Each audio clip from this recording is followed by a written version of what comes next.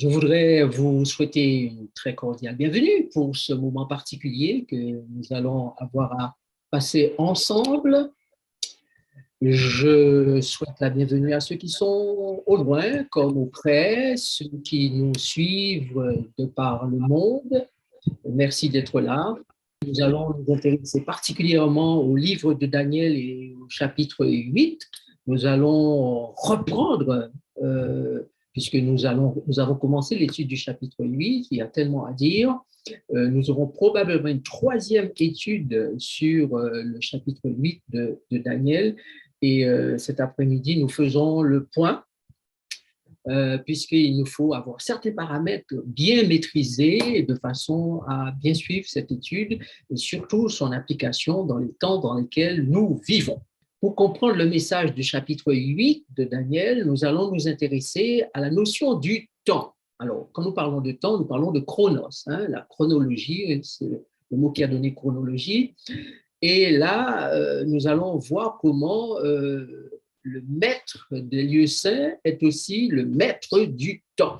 Je voudrais que quelqu'un nous lise Daniel, chapitre 8, verset 14.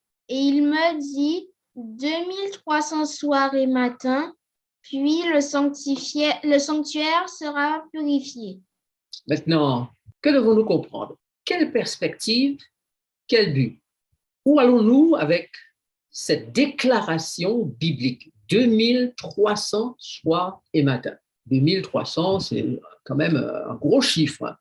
Et ce gros chiffre-là a certainement derrière lui des explications, des événements, des perspectives, des choses qui vont se passer que nous connaissons ou que nous devons encore découvrir. Voilà. Donc, puisque Dieu a créé le temps et maîtrise le temps, il a choisi de nous le disséquer, de nous le partager en périodes de façon à ce que nous puissions bien suivre le déroulement de l'histoire, puisque nous sommes dans une histoire, dans ce que la Bible appelle l'histoire du péché, les différents commentateurs bibliques appellent la grande controverse, dans la guerre, comme le dit Apocalypse 12, et toutes ces choses vont se dérouler dans le temps. Et notre Dieu d'amour a choisi de nous faire comprendre les choses au fil du temps pour que nous ne soyons pas perdus et que surtout nous ne puissions pas désespérer. Car connaître le temps, c'est bien savoir ce qui s'est passé, savoir ce qui se passe maintenant et savoir ce qui va se passer tout autant que ces choses-là nous ont été clairement révélées, prédit dans la Bible. Ce qu'il nous faut savoir, chers amis, d'après les textes bibliques, c'est que nous allons vers un monde de plus en plus pervers et cruel. Donc, discerner les temps grâce à la parole de Dieu est pour nous, croyants, psychologiquement, intellectuellement, émotionnellement et spirituellement rassurant. Et lorsque nous utilisons le temps et qu'au centre de ce temps, il y a le Christ, alors cela nous rassure encore davantage. Puisque, comme vous l'avez lu, noté, étudié à l'école et ailleurs, le temps se divise par le avant Christ et après Christ. Donc, ce personnage extraordinaire qu'est le Christ donne un sens au temps, donne une dimension au temps, donne une perspective au temps et comprendre le temps sous la direction de la parole de Dieu, sous la direction de l'Esprit de Dieu, sous la direction des prophètes de Dieu, sous la direction du grand prophète qu'est Jésus lui-même, eh bien, c'est une chose extraordinaire et intéressante pour nous. Alors, quelle perspective, quel but? C'est la suivante. Alors, face à la déferlante satanique, il nous faut comprendre le temps.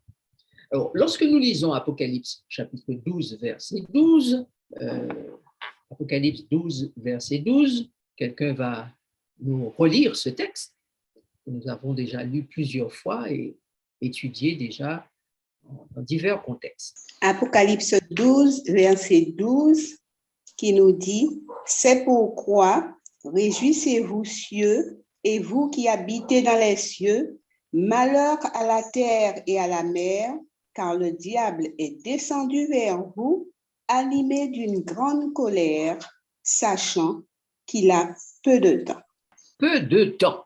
Donc, si le diable sait qu'il a peu de temps, ça veut dire que le temps lui a été révélé. Soit qu'il a étudié lui-même la prophétie biblique et a compris qu'il lui restait peu de temps. En tout cas, Jean, qui écrit cela dans l'Apocalypse, lui a été un grand étudiant de la parole de Dieu et probablement Jean a étudié la prophétie de 2300 soirs et matins et il nous rapporte cette parole divine. C'est pourquoi réjouissez-vous cieux et vous qui habitez dans les cieux, malheur à la terre et à la mer, car le diable est descendu vers vous et il lui reste peu de temps.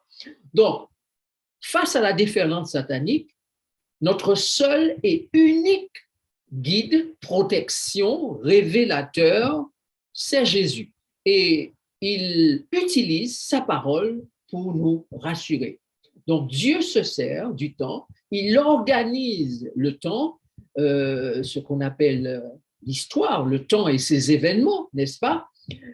Après la première venue de Jésus, avant la première venue de Jésus, pardon, il nous a parlé du temps. Après la première venue de Jésus, il nous parle encore à travers les prophéties des prophètes avant Jésus et des prophètes après Jésus. Il nous parle beaucoup de ce temps et nous imaginons que Satan, connaissant le temps et réalisant qu'il lui reste peu de temps, eh bien, réserve à la planète de grosses surprises.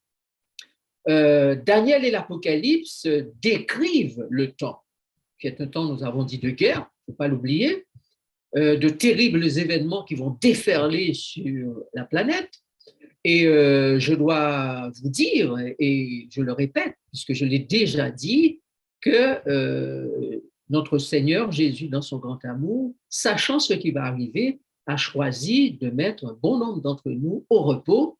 Et quand il dit dans le livre d'Apocalypse chapitre 14, verset 13, « Heureux dès à présent les morts qui meurent dans le Seigneur », parce que ce sont des instants de cette bataille, cette guerre finale qui vont être extrêmement redoutables. Maintenant, quel contexte, quelle intensité pour cette prophétie de Daniel 8, 14? J'entendis parler un saint et un autre saint dit à celui qui parlait. Nous sommes au verset 13, le verset qui précède. Pendant combien de temps s'accomplira la vision sur le sacrifice perpétuel et sur le péché dévastateur? Jusqu'à quand le sanctuaire et l'armée seront-ils foulés? Donc voilà que ce saint fait l'analyse du temps. Il fait l'analyse des événements et il réalise que ça fait déjà un bon bout de temps que le sacrifice perpétuel dure, le péché dévastateur continue sa dévastation, le sanctuaire et l'armée sont foulés, et la demande et la question est, mais quand c'est que ça va s'arrêter? Maintenant, nous sommes au moment où il y a énormément eu de conquêtes de toutes sortes. Et avant le Christ et après le Christ, les hommes ont toujours utilisé la conquête économique, la conquête territoriale, la conquête des peuples, voilà. Et parmi ces conquêtes, il y a celle plutôt du peuple d'Israël, l'époque, n'est-ce pas, où le sanctuaire est détruit, le temple, les murs de Jérusalem sont en ruine, Jérusalem est en ruine, le peuple a été emmené en captivité, voilà, et la situation est gravissime, désolante même. Jusqu'à aujourd'hui, les vies humaines sont détruites en masse, en quantité. On a des quantités de morts violentes par la guerre, les conflits de tout genre, par les crimes, par les assassinats, etc. Donc, les vies humaines sont piétinées. Au sein du peuple même de Dieu, la mort fait rage, le péché fait rage, et beaucoup ignorent, ne savent pas, n'ont même pas entendu parler du fait qu'il y a un sacrifice qui a été fait, et ce sacrifice a trouvé sa réalisation en Jésus, l'agneau de Dieu qui ôte le péché du monde. Donc, sacrifice perpétuel dur, et nous avons déjà expliqué ce qu'était le sacrifice perpétuel, mais nous allons revenir dessus pour ceux qui sont nouveaux et qui veulent encore comprendre ce que ça veut dire. Le sacrifice perpétuel dur, le péché dévastateur dur, les vies sont menacées, les gens sont dans la souffrance parce qu'il y a piétinement et foulement du sanctuaire et de l'armée. Donc, la situation n'est pas jolie. Les choses, à travers le temps, vont aller croissant. Certes, il va y avoir des moments d'accalmie, mais tout au long du temps, on réalise que l'histoire se répète. Il y a de nouveau sous le soleil, ça se répète, ça se répète, ça se répète. Et puis, on arrive jusqu'à la fin des 2300 soirées matin, et ceux qui font l'observation, qui sont les saints, se disent, mais wow, ça se répète, ça continue, mais quand c'est que ça va s'arrêter? Et quand on lit les prophètes des temps modernes, regardez ce que l'un d'entre eux dit. La perversité et la cruauté des hommes atteindra de tels sommets que Dieu se révélera dans sa majesté. Révélez-y en haut, page 326. Qu'est-ce que ce texte nous dit? Qu'est-ce que cet écrit du prophète nous dit? Eh bien, que les choses ne vont pas s'améliorer. La cruauté, la perversité vont continuer, et même que le degré va être un signe, un déclencheur de la révélation de la majesté divine. Ça veut dire que c'est au moment où la cruauté, la perversité seront à leur paroxysme, au sommet, que Dieu va se révéler. Et vous vous souvenez que la dernière fois, nous avions lu dans le livre du prophète Ésaïe au chapitre 60, où il était dit « Les ténèbres couvrent la terre et l'obscurité les peuples.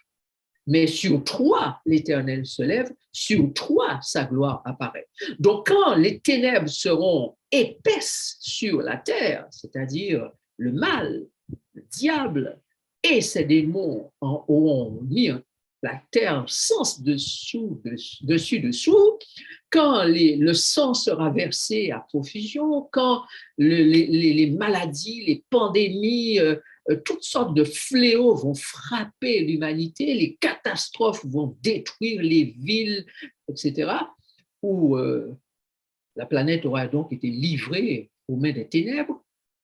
Alors, dans ces vastes et épaisses ténèbres, la lumière divine va jaillir pour faire la différence, la grande différence, l'éternelle différence. Donc aujourd'hui, l'étude du temps nous permettra de voir comment les choses avancent et comment notre Dieu se prépare à intervenir de façon magistrale. La révélation de Daniel 7, versets 13 et 14, quelqu'un va nous lire le texte. Daniel 7, 13 et 14. Je regardais pendant mes visions nocturnes, et voici, sur les nuées des cieux, arriva quelqu'un de semblable à un fils de l'homme. Il s'avança vers l'Ancien des jours, et on le fit approcher de lui. On lui donna la domination, la gloire et le règne, et tous les peuples, les nations et les hommes de toute langue le servirent. Sa domination est une domination éternelle qui ne passera point, et son règne ne sera jamais détruit. Alors, nous pouvons comprendre, chers amis, que le premier texte que nous avons lu de Daniel, chapitre 8, verset 14, est rempli d'espoir, car il annonce la révélation de la majesté divine. Cette majesté divine qui va démontrer que l'amour divin triomphe toujours et que le mensonge, le crime, le meurtre, la violence seront à jamais perdants. Ces derniers, c'est-à-dire meurtre, crime, violence, mensonge, viennent de cet être à qui Dieu a donné du temps, beaucoup de temps, pour une révélation parfaite de son caractère. Que suis-je en train de dire? Je suis en train de dire que Dieu a donné beaucoup de temps à Lucifer, l'ange déchu, pour démontrer de quel bois il chauffait, son caractère. Et tout l'univers a commencé à être convaincu de ce caractère après qu'il ait crucifié, martyrisé le Fils de Dieu. Il a continué avec les saints des premiers jours, de l'Église primitive, les saints des premiers temps après la venue de Jésus, après son départ, son ascension. Il a continué à persécuter, il a continué à tuer. Les siècles suivants, ça a encore été du carnage, les grandes persécutions, les grands massacres, massacre de Saint-Barthélemy, dont on a entendu parler dans l'histoire, les grandes croisades où des quantités de morts ont été faites. Le diable n'a cessé de massacrer les hommes, les êtres humains, les enfants de Dieu sur la terre. Mais la Bible, ayant révélé la chronologie du temps, nous révèle dans Daniel chapitre 7, versets 13 et 14, qu'il y aura un temps où le Fils de l'homme va s'avancer vers l'ancien des jours, qu'il va s'approcher de lui, qu'on va lui donner la domination, la gloire et le règne. Et tous les peuples, toutes les nations et tous les hommes de toute langue vont le servir. En d'autres termes, c'est qu'il va prendre le pouvoir sur cette planète Terre de façon à ce que tous ceux qui seront sur la planète, venant des peuples, des nations, des êtres humains de tous bords, cette fois vont être rassemblés sous le couronnement, sous la direction de celui que la Bible appelle le Fils de l'homme, le roi Jésus-Christ. Et le texte nous donne une connaissance prophétique majeure. Le règne de Jésus n'aura pas de fin. Il ne sera jamais détruit. Maintenant, la question que nous nous posons, c'est que dans le temps, il y a certainement des indices qui nous montrent à quel moment cette révélation de Daniel doit se dérouler. Donc, regardez bien le chapitre 7, et cette fois, nous allons lire les versets 9 à 11 pour détecter les indices qui nous disent à quel moment Jésus prend le pouvoir. Daniel 7, 9 à 11. Je regardais pendant que l'on plaçait des trônes, et l'Ancien des jours s'assit. Son vêtement était blanc comme la neige, et les cheveux de sa tête étaient comme de la laine pure.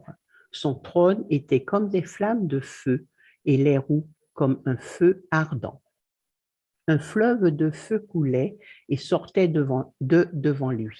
1000 milliers le servaient, et 10 000 millions se tenaient en sa présence. Les juges s'assirent, et les livres furent ouverts. Je regardais alors, et à cause des paroles arrogantes que prononçait la corne, et tandis que je regardais, l'animal fut tué, et son corps fut anéanti, livré au feu pour être brûlé. Puisque nous sommes le club des étudiants de la Bible, chers étudiants, vous reprenez le texte verset après verset et voyons quels sont les indices. Le texte dit qu'on plaçait des trônes. Donc, ça veut dire qu'il va y avoir des gens qui vont siéger. Ensuite, les personnages qui siègent, d'abord l'Ancien des jours. On le décrit en détail au verset 9. Son trône est un peu particulier. Vous avez remarqué que le trône sur lequel il est assis est comme des flammes de feu et les roues comme un feu ardent. Maintenant, un autre indice. Un fleuve de feu coulait, sortait devant lui. 1000 milliers le servaient. 10 000 millions se tenaient en sa présence. Donc, ça veut dire que c'est une foule innombrable de gens qui se tiennent en sa présence. L'étude que nous avons faite du chapitre 5 d'Apocalypse, qui révèle aussi les assises du jugement, nous montre bien qu'il y a des êtres de partout. du ciel, de la terre, sous la mer, etc., etc. Ce sont des millions, peut-être des milliards. Mais alors, la phrase finale du verset 10 dit « Les juges s'assirent et les livres furent ouverts ». Là, nous avons un indice clair, il s'agit de jugement. Alors, on va non seulement les personnages qui doivent faire une œuvre s'asseyent, mais le texte nous fait bien comprendre que ces personnages sont des juges et qu'ils ouvrent les livres. Donc, on va pouvoir examiner des cas en ce moment-là. Donc, on peut déjà clairement dire que Jésus, le Fils de l'homme, prend le pouvoir au moment où s'ouvre le jugement. Les choses se mettent en place.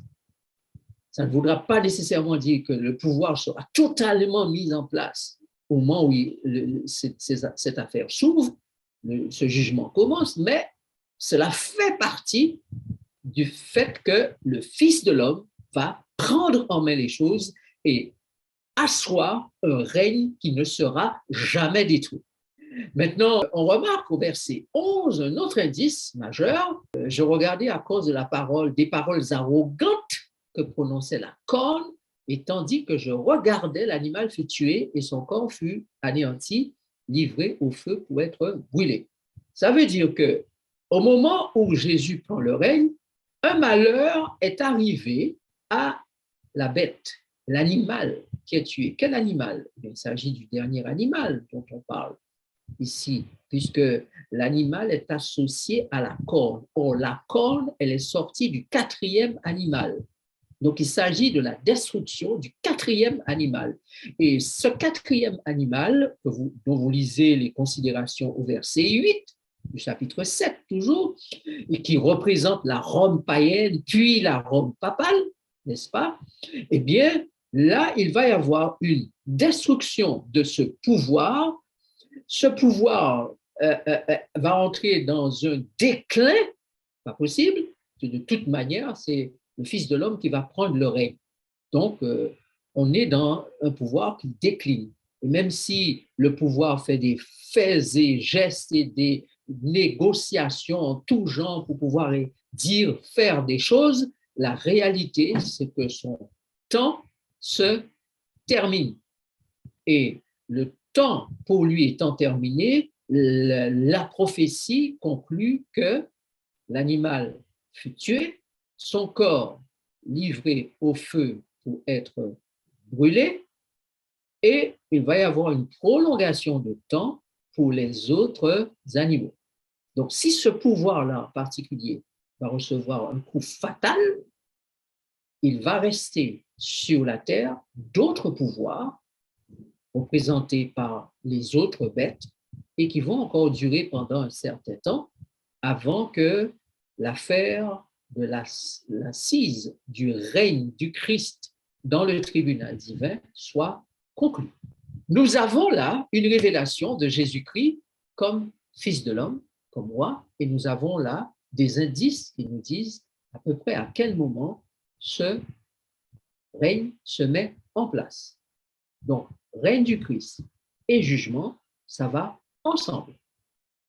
Maintenant, les textes que vous avez sous les yeux, Apocalypse 11, versets 15 à 19, je vous prie de pouvoir les noter et de les lire tranquillement chez vous pour découvrir encore des informations concernant le règne du Christ. Alors, dans Apocalypse 11, il est clairement dit que le royaume est remis à notre Seigneur et à son Christ et il régnera au siècle des siècles. Dans Apocalypse 19, versets 1 à 9, il est clairement parlé du jugement, parce que tes jugements sont véritables et justes, car tu as jugé la grande prostituée qui corrompait la terre par son impudicité, et il a vengé le sang de ses serviteurs en leur redemandant de sa main. Donc, très bientôt, attendez-vous à voir le sang de la prostituée couler à flot. Il y aura beaucoup de sang versé de ceux qui appartiennent à cette prostituée ou qui ont été les bras de cette prostituée, les mains de cette prostituée, les têtes pensantes de cette prostituée pour faire du tort à l'humanité. le jugement divin est sur cet animal. Et là, vous avez bien compris que puisqu'il s'agit du jugement, et nous avons vu que c'est au moment du jugement que l'animal est tué et son corps livré pour être jeté au feu, donc ici, nous constatons que l'animal est appelé aussi grande prostituée. D'accord?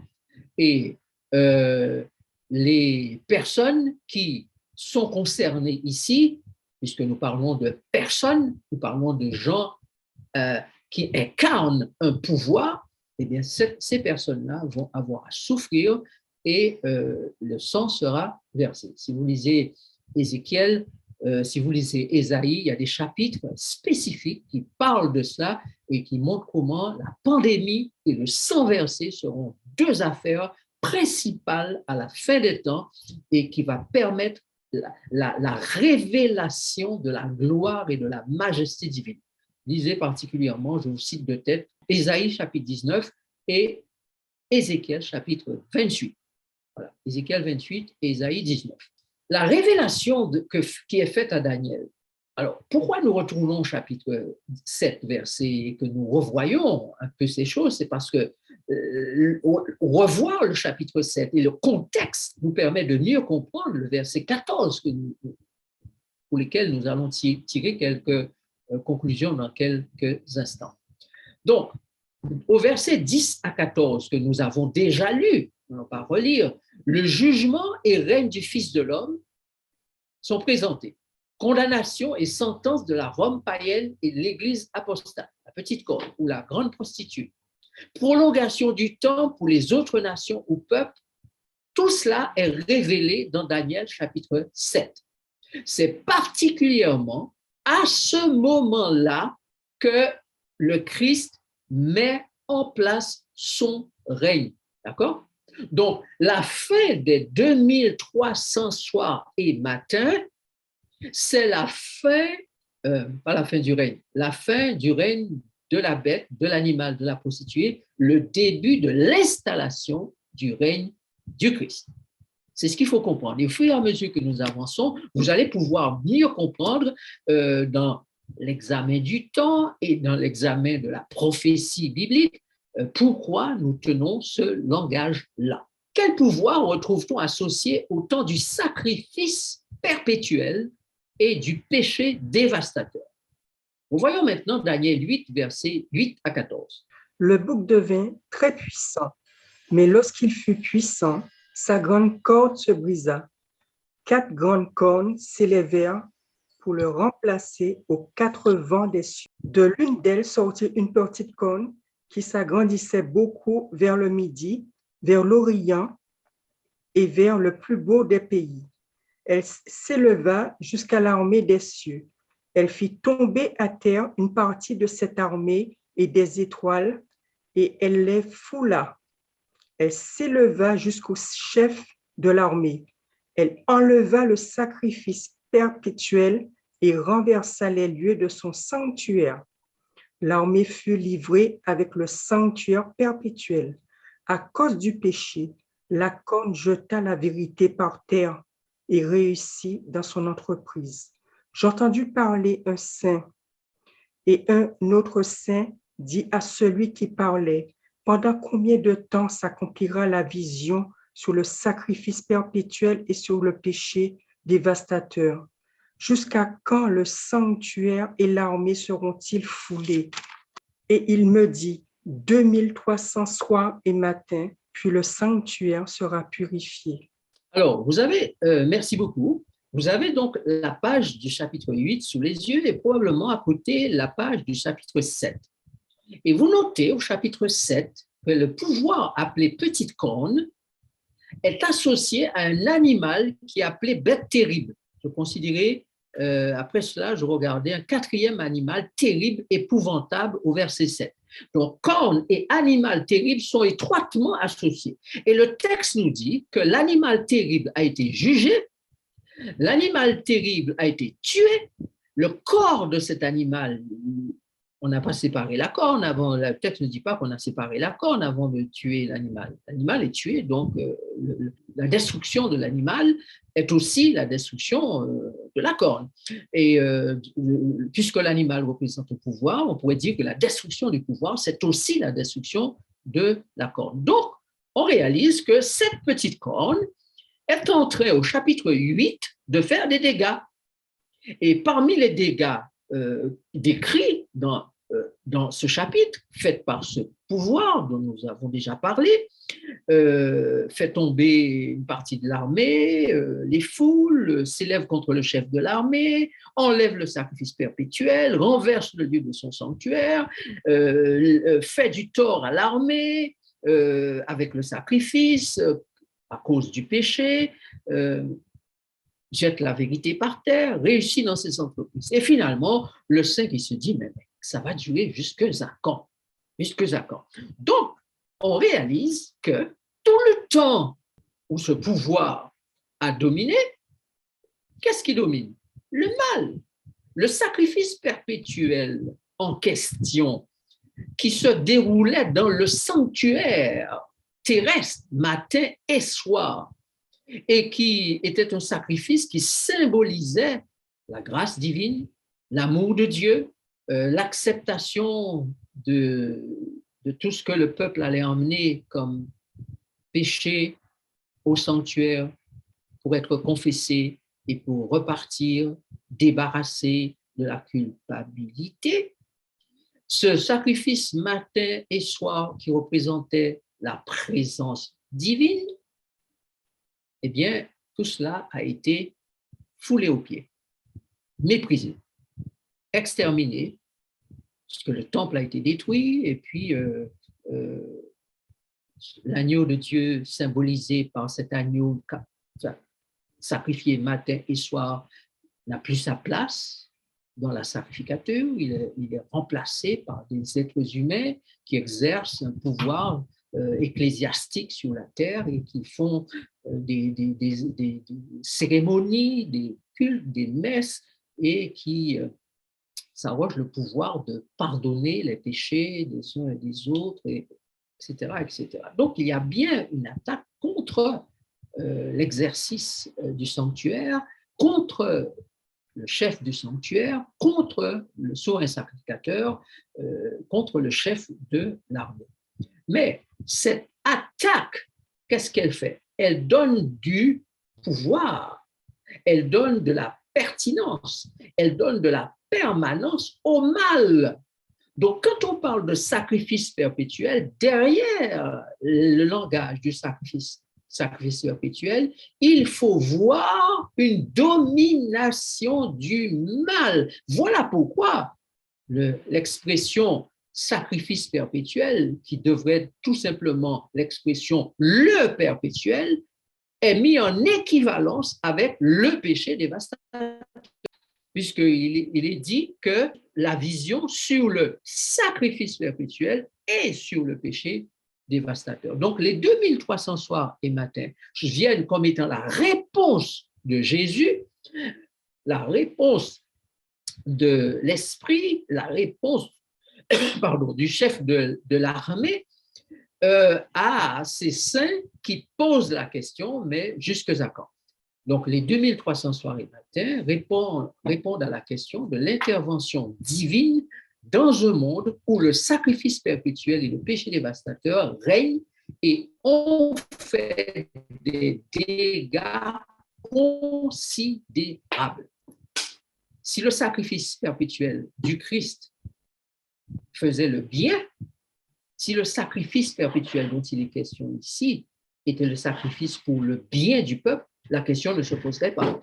Si la question se pose, c'est parce que ce perpétuel-là a changé de figure, n'est plus le perpétuel que l'on connaissait. Il est associé maintenant au péché, au mal, et on se dit, mais quand ça va s'arrêter? Et puis, le piétinement de tout ce que Dieu avait institué avec son peuple, eh bien, c'est l'action du mal. C'est le mal maintenant qui domine et la question se pose. Lorsque nous avons lu Apocalypse chapitre 12, verset 12, « Malheur à la terre, à la mer, car le diable est descendu vers vous animé du vent de colère », eh bien, nous comprenons bien que le temps préposé où la réponse du saint à l'autre saint, 2300 soirs et matins, est une révélation pour le diable. C'est par cette révélation, certainement, qu'il sait qu'il lui reste peu de temps, car 2300, ça se compte depuis 0 jusqu'à 2300. Donc, le temps a passé et on arrive à la fin des 2300. Et il se dit, waouh, il ne me reste plus beaucoup de temps. J'ai une œuvre à accomplir. Donc, nous allons découvrir, redécouvrir pour certains, approfondir pour d'autres, ce qui se passe en relation avec ce temps. Maintenant, cette montée de la cruauté humaine est donc signe des temps. À partir de la fin des 2300 soirs et matins, la prophétie affirme qu'il y aura une intervention divine, puisqu'il est dit le sanctuaire sera purifié. Donc, il va y avoir une intervention divine, puisqu'il y a souillure, puisqu'il y a piétinement, puisque le mal domine, eh bien, quelque chose va se passer à la fin des 2300 soirs et matins qui va venir rétablir l'ordre du sanctuaire, rétablir les fonctions du sanctuaire et faire en sorte que l'humanité bénéficie pleinement de l'action divine. Et d'ailleurs, si pleinement qu'il va y avoir purification, jugement, règne, mariage, alliance, reprise en main totale de la planète Terre. Donc, la reprise en main de la planète Terre se fait à partir de la fin des 2300 soirs et matins. Ça va se faire encore plusieurs temps, mais c'est déjà la fin, c'est déjà le moment où on peut dire, enfin, on va être définitivement libéré de ces pouvoirs qui nous mettent en esclavage, ces pouvoirs qui piétinent l'humanité, qui piétinent l'œuvre de Dieu, qui piétinent le sanctuaire de Dieu. Donc, rappelez-vous, chers amis, que les temps ont été précédés de plusieurs événements, dont le déluge. Et si on prenait le déluge, on faisait une petite analyse, le texte dit dans Genèse 6, verset 5, que l'Éternel vit que la méchanceté des hommes était grande sur la terre et que toutes les pensées de leur cœur se portaient vers le mal chaque jour, uniquement vers le mal. Et nous avons lu au départ, au début de notre rencontre, qu'il y aura un paroxysme atteint par la cruauté des hommes. Donc, on voit revenir, rien de nouveau sous le soleil, ce qui s'était passé du temps de Noé va revenir à la fin. D'ailleurs, c'est pour ça que Jésus compare la fin des temps au temps de Noé et au temps de Lot. N'est-ce pas? L'Éternel, à ce moment-là, dit « J'exterminerai de la face de la terre l'homme que j'ai créé, depuis l'homme jusqu'au bétail, aux reptiles, aux oiseaux du ciel, car je me repens de les avoir faits. » Donc, aujourd'hui encore, Dieu affirme qu'il va créer de nouveaux cieux et une nouvelle terre. Alors, notez que dans Ésaïe, chapitre 65, verset 17, Dieu affirme clairement qu'il va créer de nouveaux cieux et une nouvelle terre. Donc, puisque le règne du Christ est en train d'être mis en place, il ne peut pas être mis en place dans un chaos. Donc, ce qui veut dire que ce règne de Christ va rétablir toute chose sur cette terre de façon à ce qu'il y ait de nouveaux cieux et une nouvelle terre. Donc maintenant, il faut attendre la venue de Jésus, il faut attendre que cette petite pierre, ce royaume de Dieu, remplisse la terre, Daniel chapitre 2 que nous avons étudié, pour que nous voyions ce règne s'établir définitivement. Il y a quelque chose que beaucoup de croyants et d'adventistes du 7e jour en particulier, quelque chose auquel on ne fait pas attention, sur lequel on ne met pas suffisamment d'accent pour qu'on soit bien au clair sur le déroulement du temps. Le texte dit qu'il y a une venue de Jésus. On parle de première venue et seconde venue de Jésus. Nulle part, la Bible ne parle de troisième, quatrième venue de Jésus, quoique c'est suggéré, on peut le dire. Mais la Bible parle principalement de première et seconde venue. Or, quand il s'agit de la première venue, on sait qu'il est venu en tant que bébé. Puis il a dit, maintenant je reviendrai. Or, dans Daniel chapitre 7, versets 13 et 14 que nous venons de lire, il est question d'une venue vers l'ancien des jours. Si nous réfléchissons un peu, puisqu'il n'est question nulle part de première, deuxième, troisième, quatrième, mais première et seconde, ça veut dire que la seconde venue se déroule en deux phases. Une phase vers l'ancien des jours et une phase vers la terre.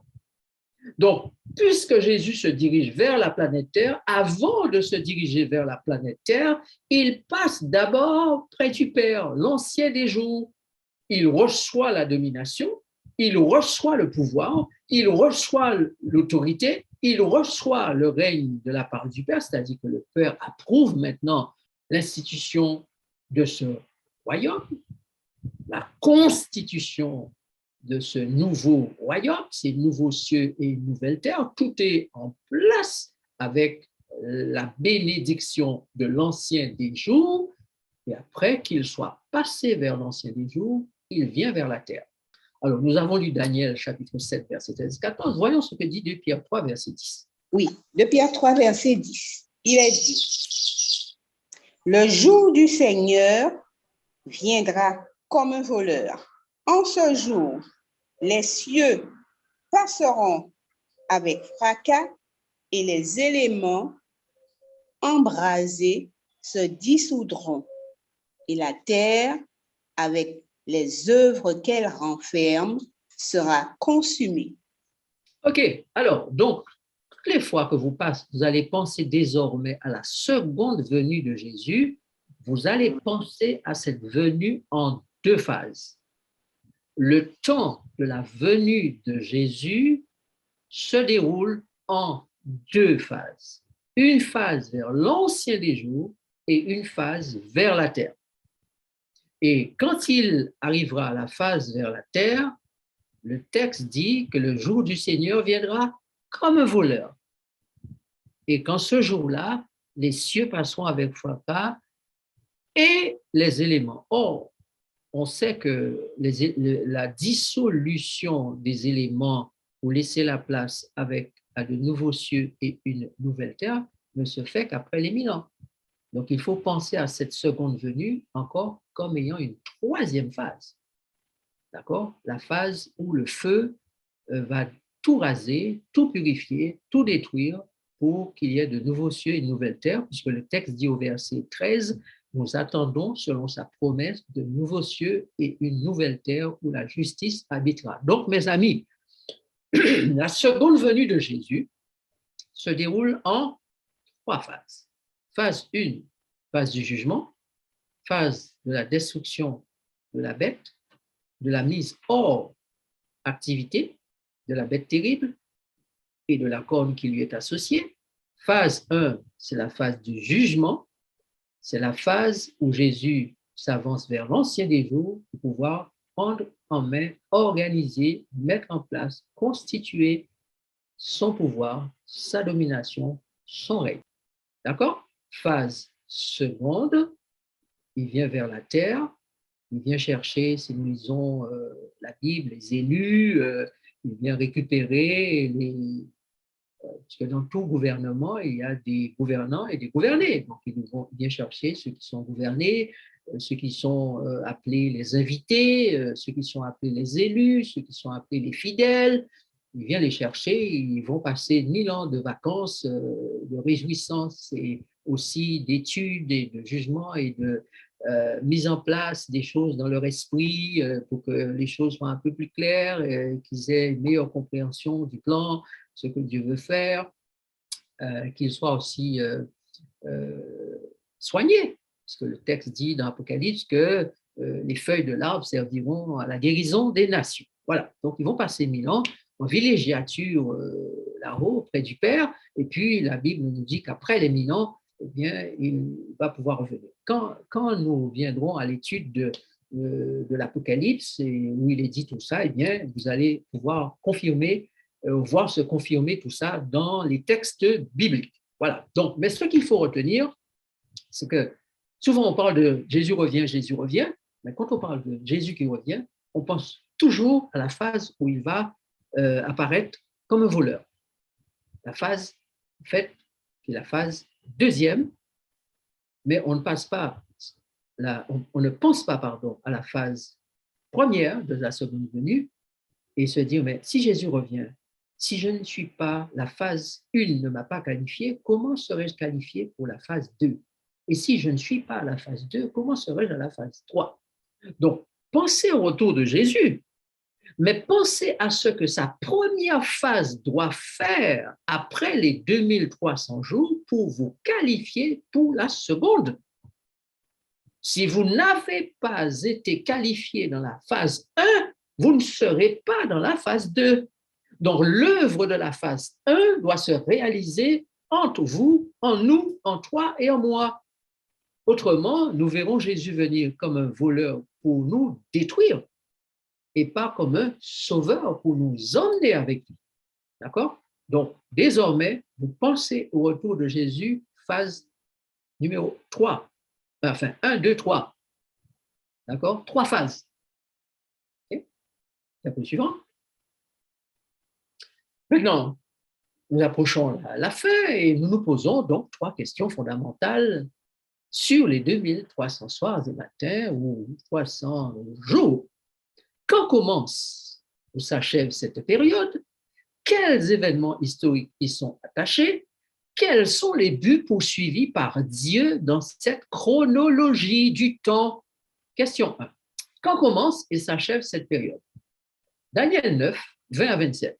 Je parlais encore, je priais, je confessais mon péché et le péché de mon peuple d'Israël, et je présentais mes supplications à l'Éternel, mon Dieu, en faveur de la sainte montagne de mon Dieu.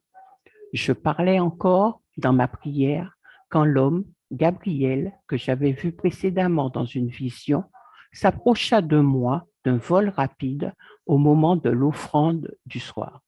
Il m'instruisit et s'entretint avec moi. Il me dit, « Daniel, je suis venu maintenant pour ouvrir ton intelligence. Lorsque tu as commencé à prier, la parole est sortie et je viens pour te l'annoncer, car tu es un bien-aimé. Sois attentif à la parole et comprends la vision. 70 semaines ont été fixées sur ton peuple et sur ta ville sainte pour faire cesser les transgressions et mettre fin au péché, pour expier l'iniquité et amener la justice éternelle, pour sceller la vision et le prophète et pour oindre le Saint des Saints. Sache-le donc et comprends. Depuis le moment où la parole a annoncé que Jérusalem sera rebâtie jusqu'à loin au conducteur, il y a 7 semaines. Dans 62 semaines, les places et les fossés seront rétablis, mais en des temps fâcheux. Après les 62 semaines, un roi sera retranché et il n'aura pas de successeur. Le peuple d'un chef qui viendra détruira la ville et le sanctuaire, et sa fin arrivera comme par une inondation. Il est arrêté que les dévastations dureront jusqu'au terme de la guerre. Il fera une solide alliance avec plusieurs pour une semaine, et durant la moitié de la semaine, il fera cesser le sacrifice et l'offrande. Le dévastateur commettra les choses les plus abominables jusqu'à ce que la ruine et ce qui a été résolu fondent sur le dévastateur. Voilà.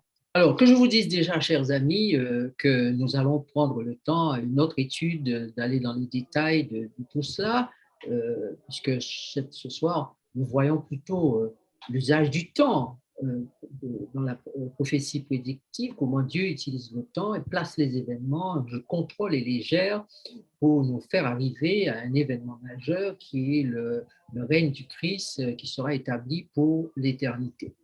Mais là, nous allons parcourir et je vous propose de lire ce texte dans plusieurs versions. Je vous laisse le choix des versions, mais faites-vous un devoir, quand vous avez la Bible, de ne pas la lire dans une seule version. Donc, vous prenez plusieurs versions et vous lisez le même texte et vous voyez les nuances, ce qui vous aide à mieux comprendre le langage. Parfois, le langage avec lequel est second écrit n'est pas toujours très facile à comprendre et ingérer, digérer même, dirais-je. Donc, le fait de lire dans plusieurs versions est une aide précieuse. Donc, ce que nous devons comprendre ici, c'est que l'ange vient donner l'explication de la prophétie qui s'appelle la prophétie des 2300 soirs et matins. Donc, la prophétie d'Erech Boker, d'accord? Erech Boker, c'est soir, matin, et c'est la même expression qui est utilisée dans Genèse. Il y a eu un soir, un matin. Et quand cette expression est utilisée avec le mot yom, ça veut dire que c'est un jour littéral. D'accord? 24 heures. Okay? Donc, Daniel parle ici de jours identiques au jour de la création.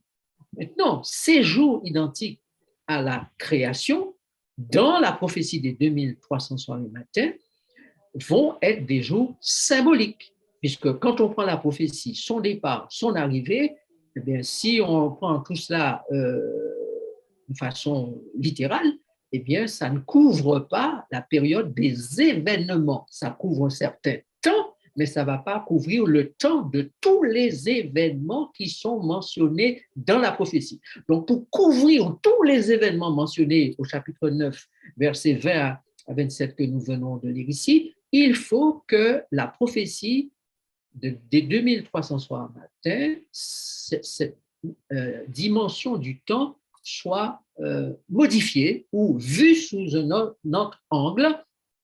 Et c'est l'angle qu'a donné Dieu lui-même à ses prophètes et que nous lisons dans Ézéchiel 4, 6 et Nombre 14, 34. Alors, regardez ce qui est dit.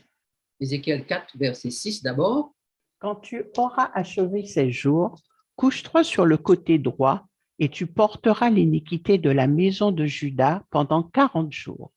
Je t'épose un jour pour chaque année. Voilà. Ensuite, Ézéchiel, après Ézéchiel, on lit Nombre 14, 34. De même que vous avez mis 40 jours à explorer le pays, vous porterez la peine de vos iniquités 40 années, une année pour chaque jour, et vous saurez ce que c'est que d'être privé de ma présence. Donc, le temps littéral devient temps symbolique. Donc, le jour littéral devient jour symbolique. Donc, on va avoir jour prophétique, on va dire symbolique ou prophétique. Donc, un jour va maintenant devenir une année. Donc, on dit 2300 soirs et matins, donc jour, et Yom Erech Boker, donc les jours équivalents à 24 heures. Donc, une année va être symbolisée, typifiée par un jour.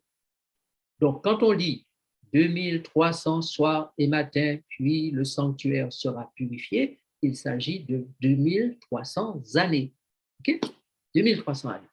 Donc, maintenant, nous avons une petite connaissance plus précise sur cela. Allons plus loin.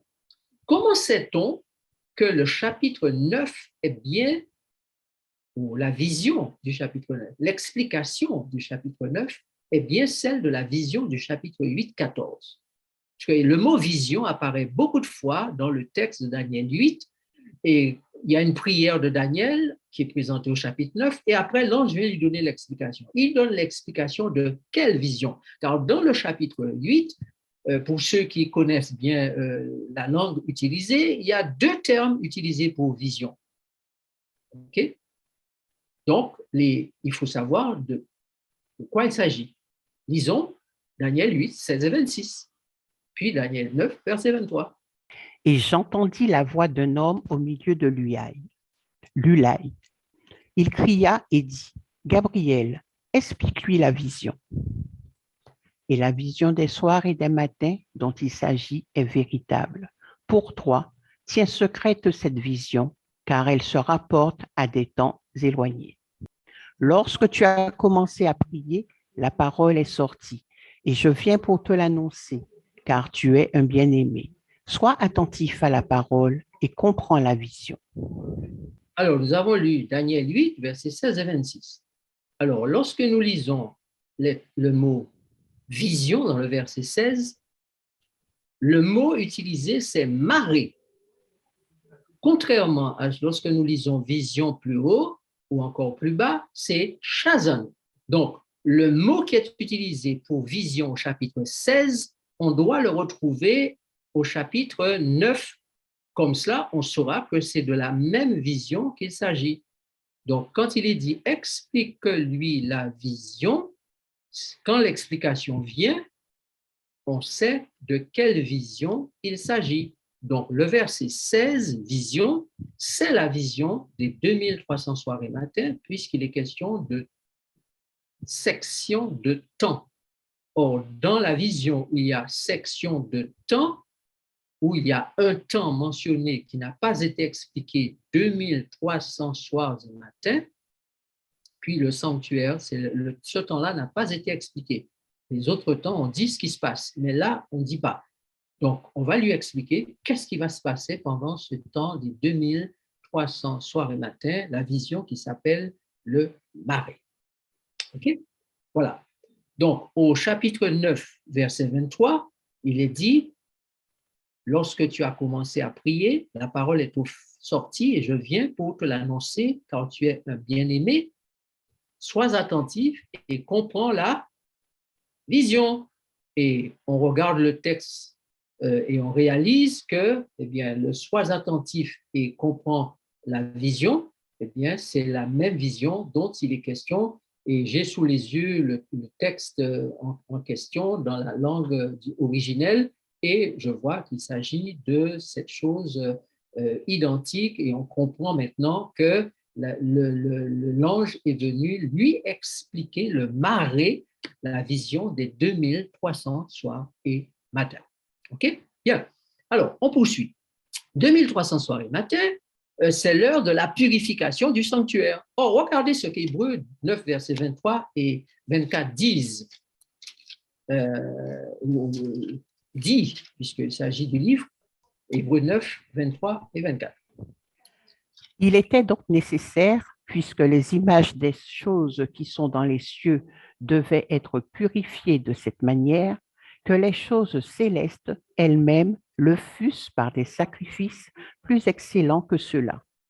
Car Christ n'est pas entré dans un sanctuaire fait de main d'homme, en imitation du véritable, mais il est entré dans le ciel même, afin de comparaître maintenant pour nous devant la face de Dieu. Voilà. Alors, le texte est en train de nous dire, tout doit être purifié par le sang au verset 22.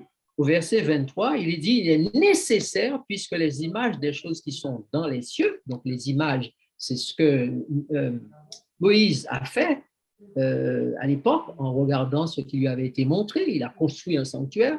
Donc, si ces images devaient être purifiées à l'époque, maintenant, à plus forte raison, celles qui sont la réalité dans les cieux. Et le texte 24 dit que Christ n'est pas entré dans un sanctuaire image qui était faite sur la terre, fait de main d'homme, construit par les hommes, mais il est entré dans le ciel même afin de comparaître maintenant pour nous devant la face de Dieu. Comparaître, où est-ce que l'on comparaît? Devant un juge. Donc, ce qui veut dire que purification et jugement sont une seule et même chose. Donc, à la fin des 2300 soirs et matins, il va y avoir un jugement, une purification. Or, on a vu dans Daniel qu'à ce moment-là, jugement de la bête animale, d'accord, et Jésus qui prend son règne, qui met en place son règne. Donc, la fin des 2300 soirs et matins, c'est le jugement, l'entrée de Jésus dans le ciel, dans le sanctuaire, et la purification des péchés du peuple. Tout cela se déroule en même temps et participe à l'établissement du règne du Christ. Donc, regardez ce diagramme, dont vous allez comprendre rapidement. 2300 soirs et matins, n'est-ce pas? Daniel 9, versets 23 et 24. Décret d'Artaxerxès qui demande de reconstruire, qui autorise la reconstruction de Jérusalem, reconstruction de Jérusalem achevée, baptême de Jésus, puisque nous avons lu dans le texte de Daniel 9, sur lequel nous allons revenir dans une troisième étude, qu'il va y avoir un ouais, crucifixion de Jésus, on a vu dans le texte de Daniel que le roi sera retranché, et puis il va y avoir encore dévastation, Étienne sera lapidé, l'Église sera persécutée, etc. C'est la guerre qui continue, puisqu'il est dit jusqu'au terme de la guerre. Voilà.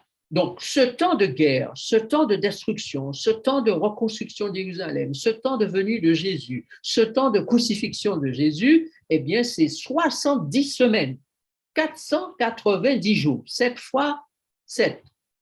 70 multiplié par 7, donc si vous avez 70 semaines, une semaine c'est 7 jours, si un jour c'est un an, donc ça fait 490 ans, puisque un jour c'est un an, 7 jours dans la semaine, multipliez ça par 70 et vous arrivez à 490. Donc 490 ans ont été réservés, dit le texte, pour ton peuple, donc pour le peuple juif. D'accord? Mais c'est 2300. Le texte dit bien retranché. Retranché. Donc, puisque ce temps-là est retranché et que l'explication qui est donnée, c'est l'explication des 2300 soirs et matins, ce temps-là est bien retranché de ces 2300 soirs et matins qui ont été donnés et pour lesquels l'ange fait l'explication à ce moment-là. Donc, 490 moins ou 2300 moins, il reste 1810 années qui vont aller se terminer en 1844. OK? Suivant? Voilà. Donc, ce diagramme, cette fresque vous permet de réaliser qu'il y a le temps a été organisé, il y a eu le temps de l'Égypte, le temps de la Syrie, le temps des Babyloniens, le temps des Médo-Persans, le temps du royaume grec, le temps du royaume romain et de l'Église papale, la petite corne dont la Bible parle.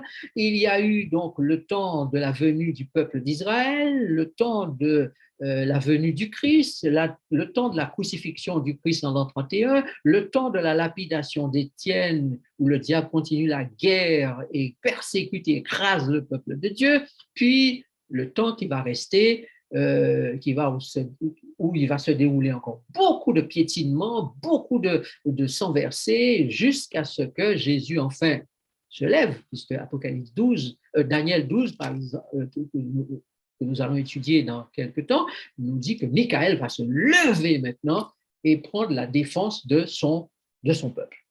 N'est-ce pas? Donc, 457, 1844, les 2300 jours sont terminés. Et après la fin de cette période de temps, Jésus met en place son règne. Et il le met en place avec plusieurs éléments. Nous l'avons vu tout à l'heure, dont la purification, dont le jugement. Ensuite, il y a aussi avec cela, il faut ajouter à cela le mariage, il faut ajouter à cela la purification des fils de Lévi, l'offrande de Juda et de Jérusalem. Tout cela fait partie de ce temps. Et puis, avec ce temps, viennent les malheurs de l'Apocalypse, etc., etc. Donc, nous reviendrons sur tout ça le moment venu. Le temps de la prophétie prédictive, j'espère, je pense, est mieux perçu par vous. Dieu a pris le temps de nous prédire des choses. Dieu a pris le temps de nous annoncer des choses pour que nous ne soyons pas pris au dépourvu et que nous connaissions comment le Christ fonctionne, comment il va agir. Il va y avoir littéralement des événements qui vont se passer et ces événements-là vont être la symbolique des événements qui vont se répéter encore à la fin des temps. Et nous reviendrons sur cet aspect des choses. Maintenant, quels sont les buts poursuivis par Dieu dans cette révélation prophétique? Nous faire savoir qu'il maîtrise les temps et les circonstances. Nous pouvons lui faire confiance. Dieu maîtrise le temps. Il a tout prévu. Nous faire savoir, deuxièmement, que le plan de sauvetage de l'humanité se déroulera comme il l'a prévu et que la terre sera restaurée. Souvenez-vous que les pouvoirs que le diable utilise, le dragon utilise, seront anéantis. Une prolongation de vie sera donnée à certains de ces pouvoirs, mais pour eux aussi être anéantis. Donc Dieu a déjà tout prévu. Donc ne nous inquiétons pas. Hein.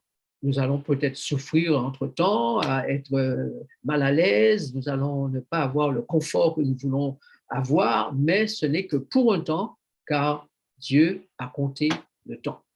nous révéler, troisièmement, le temps de la venue de Jésus, le temps du déroulement de la passion de Jésus, le temps du sacrifice de l'agneau qui ôte le péché du monde, le temps du ministère d'expiation et de propitiation pour la race humaine et du salut de tous ceux qui croiraient en ce plan. Donc, Dieu a maîtrisé, a marqué le temps par des événements de façon à ce que nous ayons une connaissance du plan rédempteur, le plan du salut.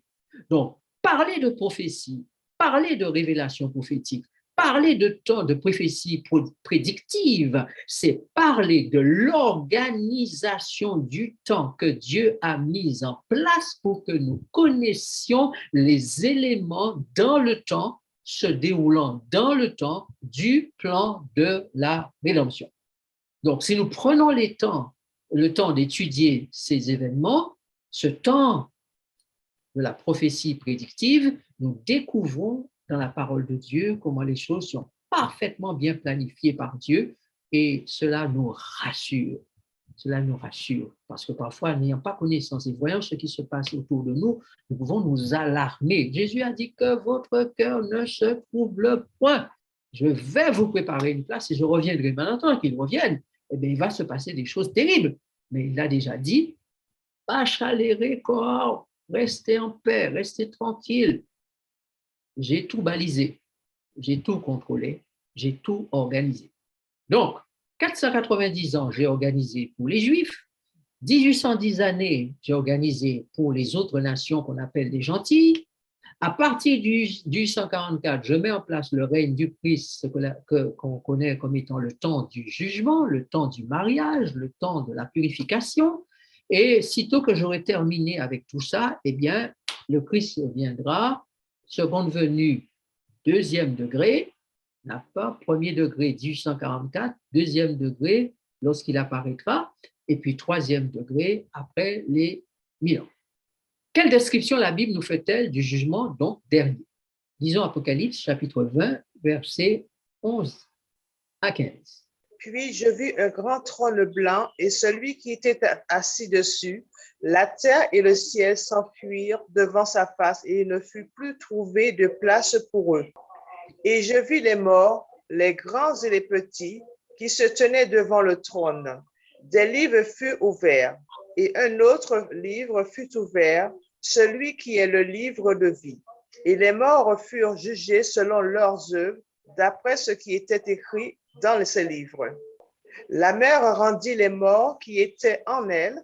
La mort et le séjour des morts rendirent les morts qui étaient en eux, et chacun fut jugé selon ses œuvres. Et la mort et le séjour des morts furent jetés dans les temps de feu. C'est là la seconde mort, les temps de feu. Quiconque ne fut pas trouvé écrit dans le livre de vie fut jeté dans les temps de feu. Voilà, Pacha les records. Dieu a tout prévu. Il a tout organisé déjà. Et si vous avez noté bien dans votre Bible, vous avez souligné qu'au chapitre 7 de Daniel, verset 10, il est dit « Les livres furent ouverts, les juges s'assirent et les livres furent ouverts. » Et vous retrouvez la même expression dans le livre de Jean. Des livres furent ouverts et un autre livre fut ouvert, celui qui est le livre de vie. Donc, il y aura un temps, jugement dernier, où les livres vont s'ouvrir, les choses vont être examinées, chaque cas sera examiné et chacun saura définitivement s'il est perdu, pourquoi il est perdu, s'il est sauvé, eh bien, qu'est-ce qui s'est passé? Peut-être qu'il s'étonne d'être là, mais le Seigneur lui explique pourquoi. Tout le monde aura clairement à l'esprit pourquoi il est perdu ou pourquoi il est sauvé. D'ailleurs, dans Apocalypse chapitre 22, versets 11 à 13 et verset 16, il est dit que celui qui est injuste soit encore injuste, car viendra le moment où le jugement se terminera. L'œuvre du jugement sera terminée. Et il est dit que celui qui est injuste soit encore injuste, que celui qui est souillé se souille encore, que le juste pratique encore la justice et que celui qui est saint se sanctifie encore. Voici, je viens bientôt et ma rétribution est avec moi pour rendre à chacun selon ce qu'est son œuvre. Je suis l'alpha et l'oméga, le premier et le dernier, le commencement et la fin. Moi, Jésus, j'ai envoyé mon ange pour vous attester ces choses dans les églises. Je suis le rejeton et la postérité de David. Et au verset 16, il est dit, je suis l'étoile brillante du matin. D'accord? L'étoile brillante du matin. Donc, mes amis, nous pouvons considérer clairement que Jésus est à la tête d'une affaire qui s'appelle le jugement dernier et qu'il aura bientôt terminé cette affaire et tout sera classé définitivement. Les signes de la fin de cette œuvre du jugement sont déjà sur nous. D'accord? Et nous allons en parler très prochainement. Et nous avons compris que notre Dieu, dans sa immense bonté, nous a fait plein de révélations concernant le temps, la description du temps, les événements dans le temps, les stratégies de Satan, mais la stratégie de celui qui est le maître des lieux saints.